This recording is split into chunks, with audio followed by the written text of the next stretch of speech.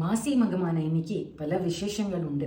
உமாதேவியார் தக்ஷனுக்கு மகளா தாக்ஷாயினியா அவதாரம் பண்ண நன்னாள் இது.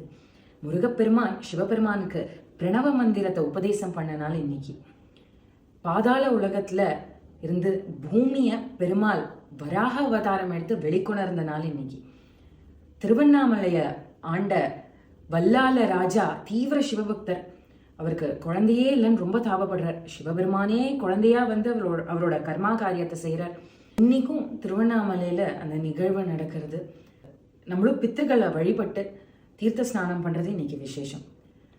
வருண பகவானை பிடித்த பிரம்மஹத்தி அவரை கடல்ல ஒளிச்சு வச்சுடுத்து. அவர் சிவபெருமான பிரார்த்தனை பண்றார். சிவபெருமான் தான் அவரை விடுவிக்கிறார்.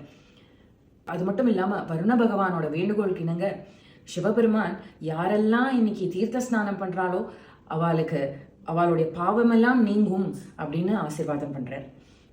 புண்டரிக மகரிஷி ஒரு பயங்கரமான விஷ்ணு பக்தர். அவரோட ஆசைக்கு இணங்க அவர் கொண்டு வந்த அந்த தாமரை மலர தன்னோட பாதத்துல சூட்டி மாமல்ல கடற்கரையில பள்ளிகொண்ட பெருமாளா காட்சி அளித்தார். வருண பகவானுக்கு ஒரு பெரிய கவலை என்னன்னா, எல்லா ஜனங்களும் தீர்த்த ஸ்நானம் பண்ணி அவளோட பாவத்தெல்லாம் இந்த நீர்ல கரைச்சிடுறாளே, அப்ப அந்த நீர்நிலைகள்லாம் என்ன பண்ணும், அதோட அசுத்தி அப்படின்னு விஷ்ணு பகவானை போய் நாட விஷ்ணு சொல்றார், நான் மாசி மகத்தன்னைக்கு பூமிக்கு வந்து சமுத்திர ஸ்நானம் பண்ணி எல்லாத்தையும் சுத்தப்படுத்துவேன். அதனால்தான் நம்ம தீர்த்தவாரி கொண்டாடுறோம். இன்றைய நாள் சிவன், பார்வதி, முருகன், விஷ்ணுன்னு எல்லா தெய்வங்களையும் பிரார்த்தனை பண்ணிண்டு நீராடும் நன்னாள்ல புண்ணிய தீர்த்த ஸ்நானம் எடுத்து நம்மளோட பாவங்கள் எல்லாம் நீங்கி முக்தி அடையும்.